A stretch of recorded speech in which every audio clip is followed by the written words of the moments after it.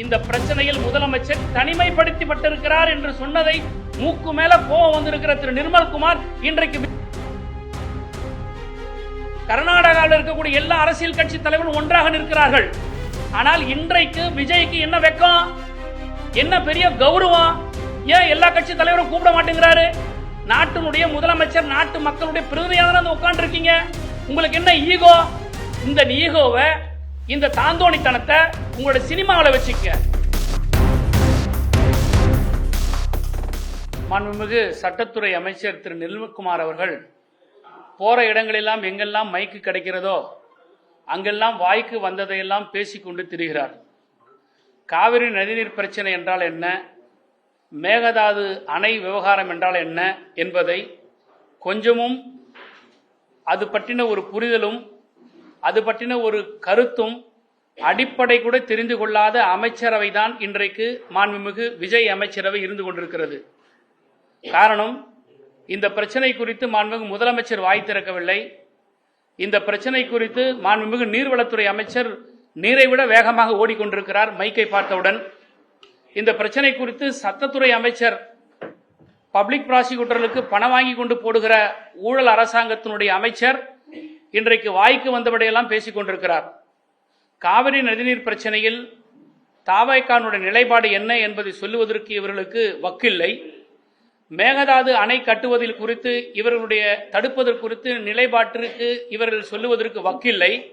ஆனால் முத்தமிழறிஞர் கலைஞர் செய்த தவறு என்று கொஞ்சமும் கூச்சமும் நாச்சமும் இல்லாமல் நாக்கில் எலும்பு இல்லை என்பதற்காக வாய்க்கு வந்ததையெல்லாம் பேசிக் கொண்டிருக்கிறார் இந்த அதிக பிரசங்கி அமைச்சர் திரு நிர்மல்குமார். காவிரி நதிநீர் பிரச்சனை என்றால் என்ன? காவிரி நதிநீர் பிரச்சனைக்கு ஒரு ட்ரிபுனலை உருவாக்கியவர் முத்தமிழறிஞர் கலைஞர். அப்படிப்பட்ட நிர்மல்குமார் எல்லாம் கலைஞரை பார்த்து பேசுவதற்கு தகுதி துளியும் இல்லை என்பதை நான் எச்சரிக்கிறேன். இன்றைக்கு தமிழ்நாட்டில் இருக்கக்கூடிய அரசியல் கட்சிகள் எல்லாம் வேண்டுமென்றே முதல்வர் எடுத்த நடவடிக்கைகளுக்கு எதிராக செயல்படுகிறார்கள் என்கின்ற ஒரு குற்றச்சாட்டை சொல்லுகிறார். அனைத்து கட்சி கூட்டத்தை நாங்க எப்படி கூப்பிடுறது? ஒவ்வொரு அரசியல் கட்சிகளும் ஒவ்வொரு கருத்தை சொல்றாங்க, அவங்களை வச்சுட்டு நான் எப்படி அனைத்து கட்சி கூட்டத்தை கூட்ட முடியும்னு ஒரு விஞ்ஞானி கேட்கிறார் இந்த கேள்வியை நிர்மல்குமார். ஒவ்வொரு கட்சிக்கும் ஒவ்வொரு நிலைப்பாடு இருப்பது தான் அரசியல் கட்சி.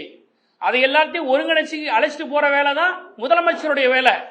இதுக்கு முன்பு இருந்த தமிழ்நாட்டினுடைய முதலமைச்சர்கள் முத்தமிழறிஞர் தலைவர் கலைஞராக இருந்தாலும் சரி, அம்மையார் ஜெயலலிதா இருந்தாலும் சரி, ஏன் எடப்பாடி பழனிசாமி முதலமைச்சராக இருந்த பொழுதும் கூட அனைத்து கட்சி கூட்டத்தை கூட்டி கருத்துக்களை கேட்டு ஒரு முடிவெடுத்து ஒன்றிய அரசிற்கு அனுப்புவதோ அல்லது அவர்களை சென்று சந்திப்பதோ வழக்கமாக வைத்துக் கொண்டிருந்தார்கள். நான் கேட்கிறேன், நேற்றைக்கு சில ஊடகங்களே செய்தி வந்தது, காவிரி நதிநீர் பிரச்சனை குறித்தும் மேகதாது விவகாரத்தை குறித்தும் முதலமைச்சர் கோட்டையிலே ஆலோசனை செய்து கொண்டிருக்கிறார் அதிகாரிகளோடு என்று ஒரு தகவல் வந்தது செய்தி நிறுவனங்கள் மூலமாக தொலைக்காட்சிகளில். உங்களை யாராவது கூப்பிட்டு என்ன முடிவெடுத்தோம் என்ன பேசணும் என்று இதுவரை முதலமைச்சர் சொல்லியிருக்கிறாரா? அல்லது தலைமை செயலாளர் சொல்லியிருக்கிறாரா? அல்லது தமிழ்நாட்டினுடைய நீர்வளத்துறை செயலாளர் பேசியிருக்கிறாரா? அல்லது தமிழ்நாட்டினுடைய நீர்வளத்துறை அமைச்சர் நேற்றைக்கு முதலமைச்சர் இத்தகைய ஆலோசனையை செய்திருக்கிறார் என்பதை சொல்லுவதற்கு இவர்களுக்கு வெளிப்படைத்தன்மை இருக்கிறதா? எதுவுமே இல்லை. ஆனால் 19ஆம் தேதி ஜூன் மாதம் சட்டமன்றத்தில் இயற்றப்பட்ட தீர்மானம், அந்த தீர்மானத்திற்கு திருத்தங்களை கொடுத்தது நம்முடைய எதிர்க்கட்சி தலைவர் மாண்புமிகு உதயநிதி ஸ்டாலின் அவர்கள். அந்த திருத்தத்தையும் ஏற்றுக்கொண்ட இந்த அரசு 19/6/2026 அன்று சட்டமன்றத்தில் தீர்மானம் நிறைவேற்றிய பிறகு இன்று வரை ஒவ்வொரு நாளும் காவிரி நதிநீர் பிரச்சனை குறித்தும் மேகதாது விவகாரத்தை குறித்தும் நாட்டு மக்களுக்கு என்ன நடவடிக்கையை மேற்கொண்டார்கள் என்பதை இந்த அரசு விளக்க வேண்டிய கடமையை கட்டாயத்தில் இருக்கிறது. தீர்மானத்தை போட்டுவிட்டு தூங்கி கொண்டிருக்கின்ற முதலமைச்சர், தூங்கு மூஞ்சி தாவேகா அரசாங்கம் இன்றைக்கு திராவிட முன்னேற்ற கழகத்தை பார்த்து சொல்லுகிறது டி.கே. சிவக்குமாரை கட்டுப்படுத்துகிறார் என்று சொல்லுகிறார்கள். காங்கிரஸ் சொல்லுகிற பேச்சையே டி.கே. சிவக்குமார் கேட்கவில்லை என்று சொல்லுகிறார். நான் வெளிப்படையாக நிர்மல்குமாருக்கு சவால் விடுகிறேன், காங்கிரஸ் கட்சி என்ன பேசியது என்பதை பொது வெளியில் சொல்ல வேண்டும். ராகுல் காந்தி நேற்றைக்கு தமிழ்நாட்டுக்கு வந்தாரே, அவர் என்ன கருத்துருவை டி.கே. சிவக்குமாருக்கு சொல்லி மாண்புமிகு சிவக்குமார் கேட்கவில்லை என்பதை வெளிப்படையாக சொல்ல வேண்டும். காங்கிரஸோடு கூட்டணி இருக்கக்கூடிய தாவேகானுடைய கட்சி தலைவர் திரு விஜய் அவர்கள் காங்கிரசினுடைய நிலைப்பாடு என்ன, காங்கிரஸ் எதை அறிவுறுத்தி செய்யவில்லை சொல்லவில்லை என்பதை இங்கே விளக்க கடமைப்பட்டிருக்கிறார். அது மட்டுமல்ல, டி.கே. சிவக்குமார் அவர்கள் இன்றைக்கு அனைத்து கட்சி கூட்டத்தை கூட்டுகிறார். ஆனால் எங்களுடைய எதிர்க்கட்சி தலைவர் அனைத்து கட்சி கூட்டத்தை கூட்டுங்கள் என்று சொன்னது ஒன்று, அதை நீங்கள் செய்யவில்லை. சட்டமன்றத்தில் தீர்மானம் இயற்றிய பிறகு அவற்றை கடிதம் மூலமாக ஒன்றிய அரசுக்கு அனுப்புவது பிரயோஜனம் இல்லை. எல்லா கட்சி தலைவர்களும் அழைத்துக் கொண்டு டெல்லிக்கு வாங்க போவோம், பிரதம மந்திரி சந்திப்போம், நீர்வளத்துறை அமைச்சரை சந்திப்போம். இந்த பிரச்சனையில் தமிழ்நாடு ஒருமித்த கருத்தோடு ஒன்றாக இணைந்திருக்கிறது என்பதை அவர்களுக்கு புரிய வைப்போம், இந்த அழுத்தத்தை தருவோம் என்று சொன்ன கருத்திற்கு இதுவரை ஒரு எதிர்க்கட்சி தலைவர் சட்டமன்றத்தில் பேசிய பேச்சுக்கு ஒன்று சட்டமன்றத்தில் பதில் சொல்லியிருக்க வேண்டிய முதலமைச்சர் இன்று வரை சொல்லவில்லை, அல்லது இவர் என்ன நடவடிக்கை எடுத்திருக்கிறார் என்பதை இதுவரை இந்த காலகட்டத்து வரைக்கும் சொல்லவில்லை.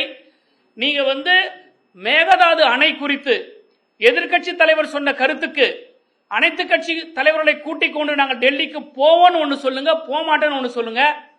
இல்ல மேகதாது அணை கட்டுவது குறித்து இன்றைக்கு அமைச்சர் நிர்மல்குமார் சொல்லுகிறார், இந்த லேகியம் விற்கிறவங்க ரோட்ல நின்னாங்கன்னா இப்படி கையை காட்டி ஒரு 3 வழி இருக்குதுங்க, இது காலையில ஒரு வேலை சாப்பிடணும், மத்தியானம் ஒரு வேலை சாப்பிடணும், இரவு ஒரு வேலை சாப்பிடணுன்ற மாதிரி ஒரு 3 சொல்யூஷன் இருக்குங்க.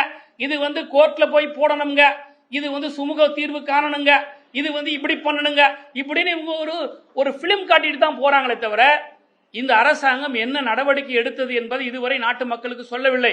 ஆனால் திராவிட முன்னேற்ற கழகத்தினுடைய தலைவர் எச்சரித்தார், தீர்க்க தரிசித்தனமாக அனுபவத்தை கொண்டு நீங்கள் பேச்சுவார்த்தைக்காக கர்நாடகா செல்வது என்று தவறான முடிவு, உங்களுக்கு அப்படி யாராவது ஆலோசனை சொல்லி இருந்தால் அந்த முடிவை மாற்றிக்கொள்ளுங்கள் என்று சொன்னார்.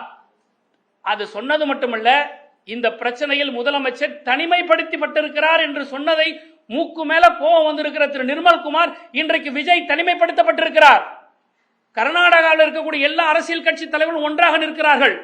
ஆனால் இன்றைக்கு விஜய்க்கு என்ன வெக்கம், என்ன பெரிய கௌரவம், ஏன் எல்லா கட்சி தலைவரும் கூப்பிட மாட்டேங்கிறாரு? நாட்டினுடைய முதலமைச்சர் நாட்டு மக்களுடைய பிரதிநிதியாக உட்கார்ந்து இருக்கீங்க, உங்களுக்கு என்ன ஈகோ? இந்த ஈகோவை, இந்த தாந்தோணித்தனத்தை உங்களோட சினிமாவில் வச்சுக்கங்க. என்னைக்கு நீங்க முதலமைச்சரா தமிழ்நாட்டுக்கு பொறுப்பேற்றீங்களோ நாட்டு மக்களுடைய அக்கறை தான், நலன் தான் உங்களுக்கு முக்கியமே தவிர ஈகோ முக்கியம் அல்ல. இன்றைக்கு தொலைக்காட்சிகளிலும் சரி அல்லது திரைப்படங்களில் வரக்கூடிய வசனங்களை போலதான் உங்களுடைய அமைச்சர்கள் பேசிட்டு போறாங்களே தவிர இந்த மேகதாது பிரச்சனையில என்ன நடவடிக்கை எடுத்திருக்கிறாங்க? ட்ரிபியூனலை உருவாக்கணும்னு சொல்லி கேட்டிருக்கிறோம். உங்களுடைய நிலைப்பாடு என்ன? நான் இன்றைக்கு வெளிப்படையாக சேலஞ்ச் பண்றேன், இந்த பேட்டி கண்ட 24 மணி நேரத்திற்குள் either the chief minister of the Tamil Nadu or the water resources minister Bussy Anand இல்ல டெய்லி உளறிட்டு நிர்மல்குமார், நீங்க 3 பேர்ல யாராவது ஒருத்தர் இந்த கேள்விக்கு, திமுக வைக்கக்கூடிய கேள்விக்கு கட்டாயம் மக்கள் மத்தியில் பதில் சொல்லணும்.